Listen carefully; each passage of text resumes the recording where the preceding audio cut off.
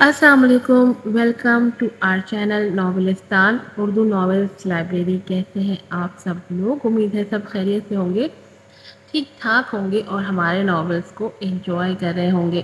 آج آپ کے لیے لے کر آئی ہوں روزانہ زندہ کی نیو ایپیسوڈ۔ ایک ایپیسوڈ آپ پڑھ چکے ہیں، یہ ایپیسوڈ 29 ہے۔ ایز یوزول میں پکس بناتے وقت ایپیسوڈ نمبر بھول گئی اور اس پہ ایپیسوڈ 28 لکھا ہوا ہے، جبکہ یہ ایپیسوڈ نمبر 29 ہے۔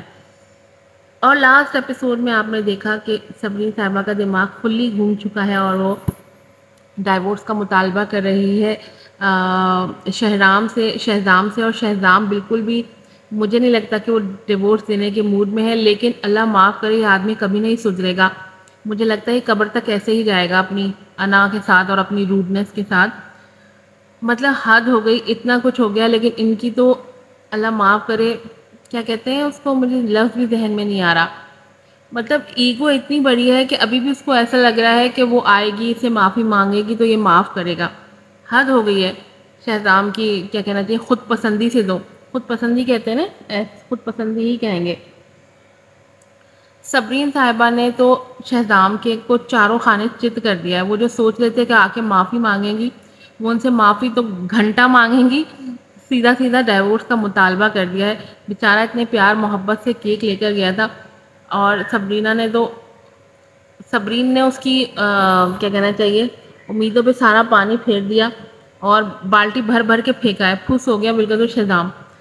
اب دیکھتے ہیں کہ واقعی میں شہزام اس کو ڈائیورس دے دیتا ہے اس ایپیسوڈ میں، یا کوئی مکمکا ہو جاتا ہے، دونوں کے بیچ پیچ اپ ہو جاتا ہے۔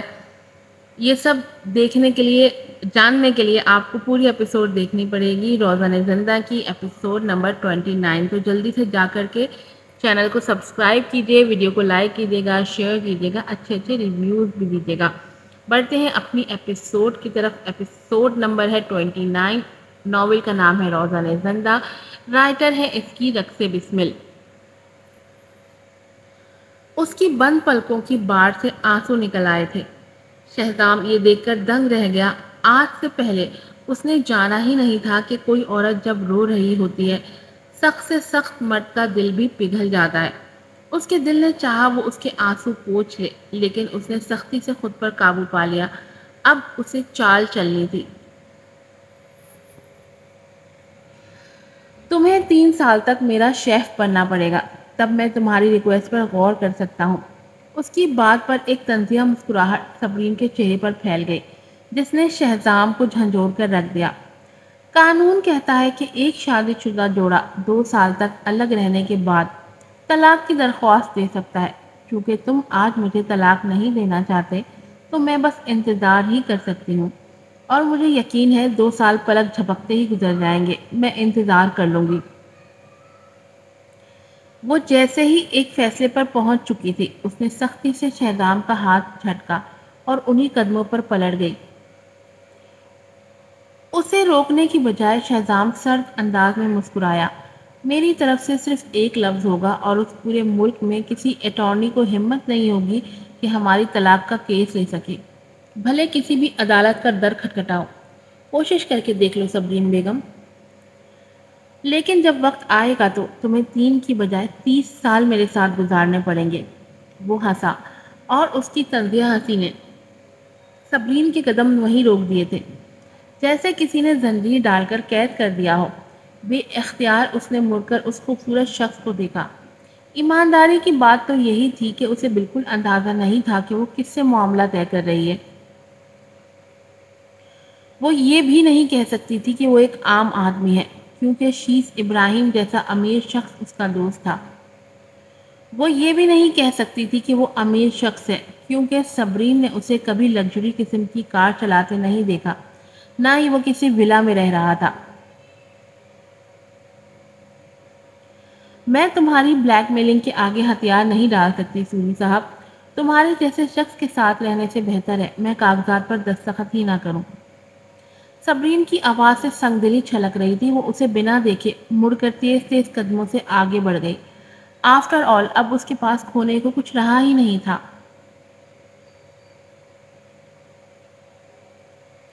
اسے یوں بنا دیکھے دیکھ کر شہزام نے اشتعال میں آ کر کیک کا ڈبہ زور سے زمین پر دے مارا۔ اس کو گھٹن سی ہونے لگی۔ بے اختیار اس نے ٹائی کی نوٹ ڈھیلی کی اور اوپری بٹن کھول دیے۔ Damn it! کیا مطلب تھا اس کا؟ میرے جیسا شخص، ہاں میرے جیسا شخص، جس کے قریب آنے کے لیے ہزاروں عورتیں مر رہی تھیں۔ اور صبرین بیگم، تم نہیں جانتی کہ تم نے کیا کھویا ہے۔ وہ جیسے غصے کی انتہا پر پہنچ گیا تھا۔ آخر کب اسے کسی نے ریجیکٹ کیا تھا؟ کب؟ ایک مرد کی مردانگی کی یہ توہین ہی تھی کہ اس کی بیوی اسے ٹھوکر مار کر چلی جائے۔ طلاق؟ خواب میں اس نے زمین پر نظر نہ آنے والی چیز کو ٹھوکر ماری اور ایک ہلکی سی دست ہوا میں بکھر گئی۔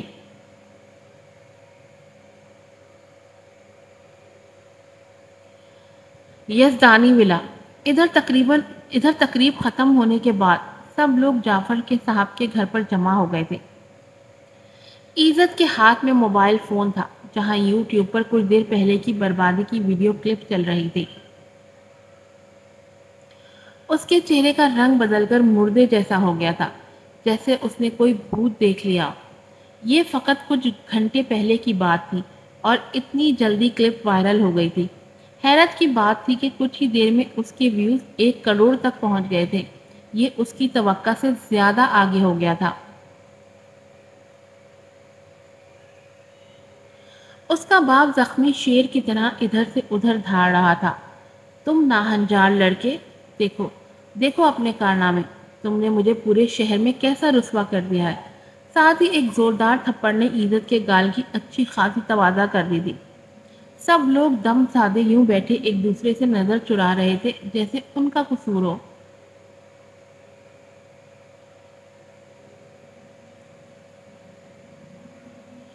اس کا باپ اسے خون آلود نظروں سے گھورتا دندناتا ہوا وہاں سے نکل گیا۔ میں اس سے بات کرتی ہوں۔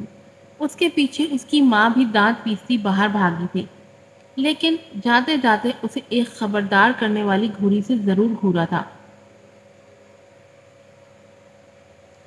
پیچھے عزت اکیلا کھڑا رہ گیا۔ اس نے غصے میں مٹھی بنا کر مکہ دوسرے ہاتھ پر مارا۔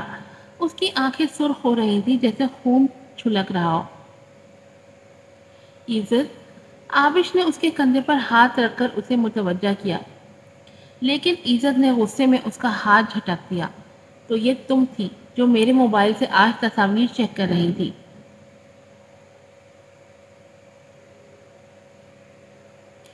عزت نے اس کے لیے ہال کی مینجمنٹ سے پوچھا تھا، لیکن مینیجر نے بتایا کہ سیکیورٹی فوٹیج آج دوپہر کو کسی وقت ڈیلیٹ کر دی گئی ہے۔ آنٹی حلیمہ تو نئی ملازمہ تھی، اس کی باتوں پر شک کیا جا سکتا تھا۔ اس کے مقابلے میں میں نے اس شخص کو قابل نفرت جانا جس نے صبرین پر الزام لگانے سے زیادہ تصویریں بدلی تھیں، اور وہ آبش کے سوا کوئی نہیں ہو سکتا جس نے تصویریں بدلی۔ تم تم مجھ پر شک کر رہے ہو؟ آبش کی آنکھیں حیرت سے پھیلی تھیں۔ آج ہماری منگنی کی تقریب تھی۔ میں نے پوری کوشش کی تھی کہ تقریب کا انتظام عمدہ طریقے سے ہو۔ اس کے علاوہ مجھے اس سے کیا فائدہ ہوگا اگر میں نے ایسا کیا ہوتا؟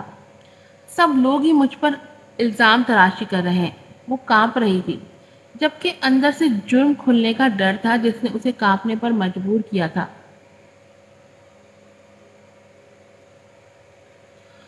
میری بیٹی ایسا نہیں کر سکتی عزت، تم اس پر الزام کس طرح لگا سکتے ہو؟ صالحہ نے جلدی سے آگے بڑھ کر بیٹی کو سنبھالا اور عزت کو غصے سے گھورا۔ تمہیں صرف ان الفاظ پر یقین آیا جو صبرین کے منہ سے ادا ہوئے، لیکن آبش پر یقین نہیں آیا۔ مجھے لگتا ہے اس سارے کارنامے کے پیچھے صبرین کا ہاتھ ہے۔ حلیمہ کو میں سالوں سے جانتی ہوں، وہ ایسی عورت نہیں، وہ کبھی جھوٹ نہیں بول سکتی۔ صالحہ کو رہ رہ کر عزت کے ساتھ صبرین پر طیش آ رہا تھا۔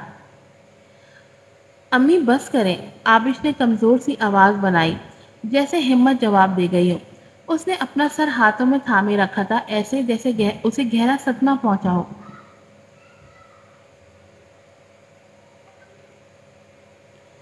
صالحہ نے اسے تھام کر صوفے پر بٹھایا۔ میں نے کچھ نہیں کیا، تب بھی سب کی نظریں مجھ پر ہیں۔ وہ رونے کی تیاری کرنے لگی۔ مجھ پر بھی اب لازم ہے کہ اس مسئلے کو سلجھاؤں۔ عزت، اگر تم میرے ساتھ مطمئن نہیں ہو تو اجازت ہے، واپس صبرین کی طرف پلٹ کر جا سکتے ہو، میں نہیں روکوں گی۔ آبش نے لب بھیج کر آنسو پوچھے۔ صالحہ اسے دیکھ کر رہ گئی، اسے اپنی بیٹی کا دکھ کھانے لگا۔ میں تمہارے قابل نہیں ہوں عزت، میں اب تم کو اور رسوا نہیں کر سکتی۔ اس نے نفی میں سر ہلاتے اسے دیکھا، اس کی بات پر عزت تڑپ کر آگے بڑھا۔ ایسا مت کہو، مجھے تم پر بھروسہ ہے، مجھے یقین ہے تم پر، میں بس کچھ دیر جذبات سے مغلوب ہو گیا تھا۔ آئی ایم سوری آبی۔ عزت نے فوراً اپنا لہجہ بدلا۔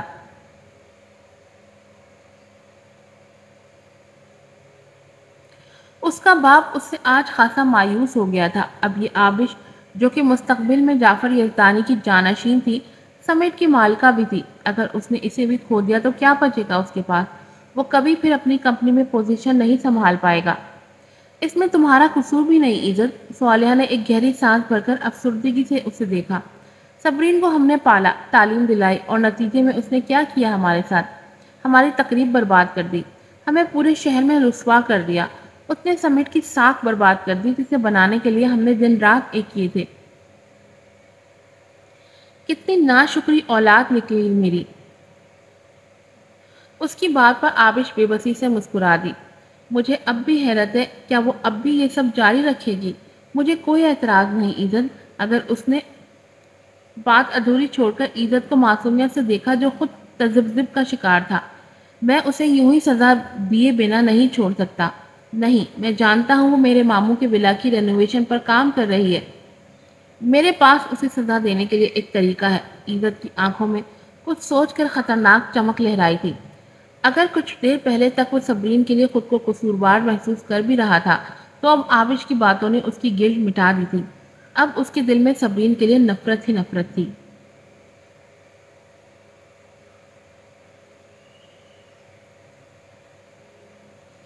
20 منٹ بعد ملازمہ حلیمہ محتاط انداز سے ادھر ادھر دیکھتی آبش یزدانی کے کمرے میں آئی۔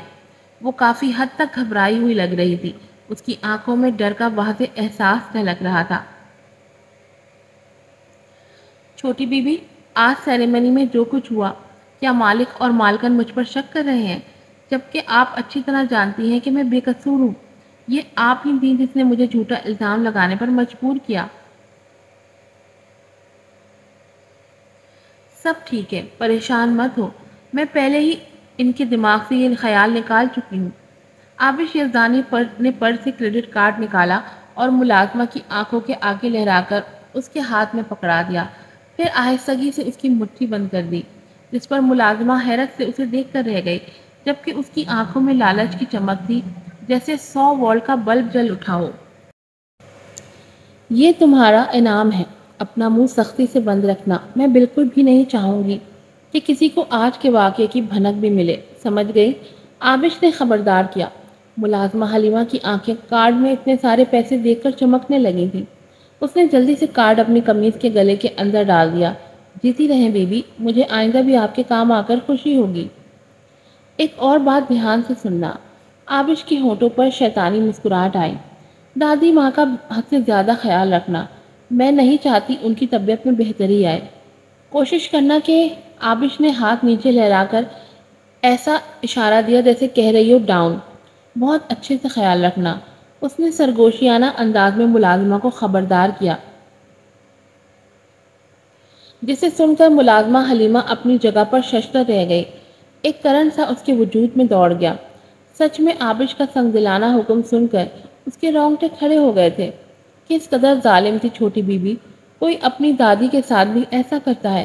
وہ اسے دیکھ کر رہ گئی، لیکن دوبارہ سے انعام ملنے کی لالچ میں اس نے ہچکچا کر سر اسبات میں ہلا دیا۔ کوئی مسئلہ نہیں بی بی جی۔ او ہاں، میں آپ کو منگنی کی مبارکباد تو دینا بھول ہی گئی۔ بہت بہت مبارک ہو بی بی جی۔ اس نے چاپلوسی سے مسکرا کر اسے دیکھا۔ مبارکباد اپنے پاس رکھو، ابھی شادی نہیں ہوئی۔ آبش کے چہرے پر لاپرواہی کے تاثرات تھے۔ وہ بے وقوف بالکل نہیں تھی جو عزت جیسے کنگال شخص سے شادی کرتی۔ کیا تھا اس کے پاس؟ اب تو وہ اپنی کمپنی میں کوئی پوزیشن حاصل کرنے کا حق تک کھو بیٹھا تھا۔ عزت کا ساتھ تو صرف آبش کی ایک چال تھی، ایک گہری چال۔ صبرین سے نفرت کے اس کھیل میں وہ بہت آگے تک آ چکی تھی، جہاں شطرنج کی اس بساط پر سارے مورے اس کی مٹھی میں تھے۔ وہ اب تک بہت کامیابی سے چال چل رہی تھی، بہت خاموشی سے۔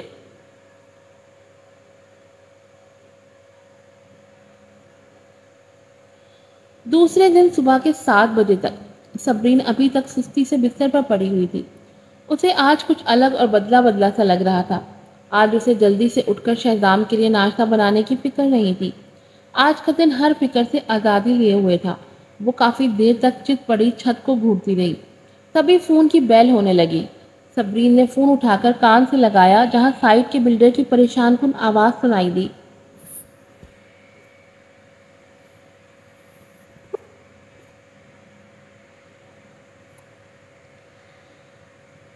مس ڈیزائنر، بہت برا ہوا ہے۔ میں آج صبح جیسے ہی سائٹ پر پہنچا تو دیکھا کسی نے پانی کی ٹوٹی رات بھر کھلی چھوڑ دی تھی، جس سے پانی ولا کے اندر بھر گیا ہے۔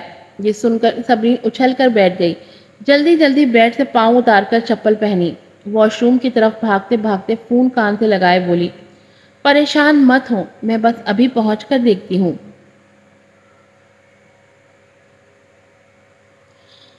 جلد ہی وہ مطلوبہ سائٹ پر پہنچ گئی۔ پانی ولا کے اندرونی حصے سے سیڑھیوں کے راستے باہر آ رہا تھا۔ پانی اور بجلی کے نئے بچھائے گئے پائپ مکمل طور پر ڈوب گئے تھے۔ ہر جگہ پانی بھر چکا تھا۔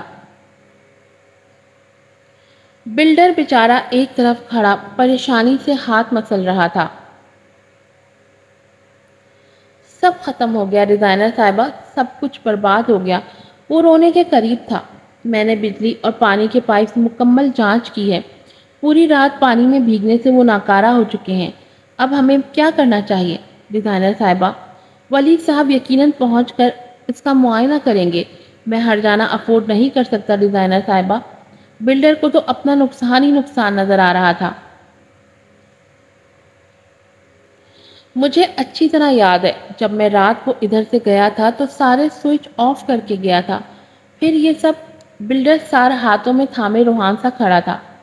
صبرین اسے مسلسل پریشانی سے بولتے دیکھ کر ہاتھ سے پرسکون رہنے کی تاکید کرتی جا رہی تھی، ساتھ میں ہی کہتی جا رہی تھی، مجھے آپ پر یقین ہے، don't worry, calm down, relax. صاف ظاہر تھا کہ یہ اتفاق نہیں تھا بلکہ سازش تھی، پری پلانٹڈ سازش۔ پانی اور بجلی کے پائپ لائنز لگانے کا کام 2 دن میں مکمل ہونا تھا، لیکن اب سارا کام ہی برباد ہو گیا تھا۔ پیسہ برباد ہونے کا اسے کوئی ملال نہیں تھا، اصل خدشہ اسے اس بات کا تھا کہ اگر پانی دیواروں کی بنیادوں میں داخل ہو گیا تھا تو دیواریں دھس جائیں گی اور پروجیکٹ تاخیر کا شکار ہو جائے گا۔ سب سے بڑی بات، یہ مسئلہ جاذب ڈیزائن کمپنی کی ساکھ کو بری طرح متاثر کرے گا اور سارا الزام صبرین پر ہی آ جائے گا۔ ظاہر ہے وہ ذمہ دار تھی۔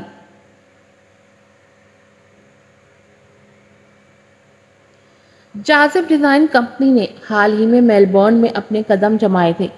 پہلے ہی قدم پر اس طرح کا حادثہ اسے ہمیشہ کے لیے برباد کر دیتا۔ وہ جو ہیڈ پروجیکٹ مینیجر تھی بڑی آسانی سے قربانی کا بکرا بن جاتی، اور پھر یہ بھی ہو سکتا تھا کہ مستقبل میں اس ملک کی کوئی بھی کمپنی اسے دوبارہ ڈیزائنر پوسٹ پر نہ رکھتی۔ اس اسکیم کے پیچھے جو بھی شخص تھا وہ بلا شبہ اندرونی شخص ہی تھا جو ہر بات سے پہلے آگاہ تھا، اور اب اس غدار کو ڈھونڈنا تھا۔ وہ ابھی یہ سب باتیں سوچ ہی رہی تھی جب ایک قیمتی گاڑی گیٹ سے اندر داخل ہوئی۔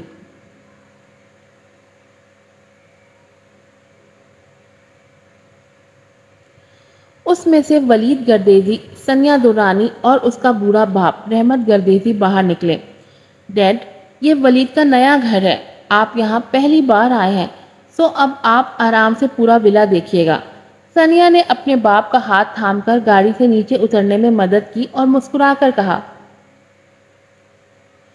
اوہو ڈیڈ، میں آپ کو پہلے ہی بتا چکا ہوں کہ ابھی صرف پانی اور بجلی کی پائپ لائنز ہی بچھائی گئی ہیں، ابھی یہاں ایسی کوئی دیکھنے والی چیز نہیں ہے۔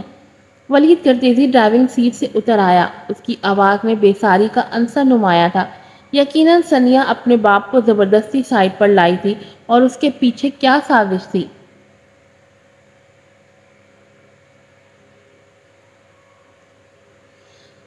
جب یہ مکمل ہو جائے گا تو ہو سکتا ہے میں کبھی کبھار یہاں آ کر کچھ راتیں گزاروں۔ اس کے لیے مجھے تمہاری اجازت کی ضرورت نہیں ہے، میں جب چاہے آ سکتا ہوں۔ رحمت گردیزی ولید کی بات کو نظر انداز کرتے اسٹک کے سہارے چلتا آگے بڑھا۔ جب ارد گرد نظر دوڑائی تو بے اختیار چونکا۔ اور یہ پانی کیوں ولا سے باہر آ رہا ہے؟ اس نے چھڑی سے ایک طرف اشارہ کیا۔ ولید اور ثانیہ بھی بے اختیار ادھر نگاہ کی تھی۔ ہر جگہ پانی دیکھ کر ولید کا تو چہرے کا رنگ ہی بدل گیا تھا۔ ایسا لگ رہا تھا جیسے گھر میں سیلاب آ گیا ہو۔ ثانیہ کی پریشان کن آواز سنائی دی۔ اس کے چہرے پر جا بجا تفکر کی لکیریں ابھر آئی تھی۔ ولید کو بھی یہی لگا جیسے سیلاب آ گیا ہو۔ یہ یہاں اتنا پانی رات کہاں سے آ گیا؟ اس نے بلڈر کو حیرت سے دیکھا، جو ایک سائڈ پر صبرین کے ساتھ کھڑا کانپ رہا تھا، جبکہ صبرین کافی پرسکون دکھائی دی۔ سر، مجھے کچھ معلوم نہیں، پتہ نہیں رات کسی نے نل کھلا چھوڑ دیا جس سے ساری رات پانی بہتا رہا۔ وہ ہکلایا۔ کیا مطلب ہے تمہارا کہ تمہیں کچھ نہیں معلوم؟ کیا تم کسی اور کو الزام دینے کا سوچ رہے ہو؟ او مائی گاڈ، کہیں پانی دیواروں میں نہ چلا گیا ہو، ورنہ بہت زیادہ نقصان ہوگا۔ ثانیہ نے بے اختیار ہونٹوں پر ہاتھ رکھ کر اپنی چیخ روکی تھی، پھر غصے سے بلڈر پر چڑھ دوڑی۔ اس کی بات پر بوڑھے رحمت گردیوی نے سلور زدہ پیشانی کے ساتھ اپنی اسٹک زمین پر زور سے مارتے ولید کو غصے سے دیکھا تھا۔ یہ تم نے کس قسم کی لو کوالٹی کی کمپنی ہائر کی ہے؟ ثانیہ، جلدی سے پولیس کو کال کرو، ہری اپ، اس نے اپنی بیٹی سے کہا، جو اب طنزیہ انداز میں چوری آنکھ سے صبرین کو دیکھ رہی تھی۔ اسے صبرین کا پرسکون انداز بری طرح چبھا تھا۔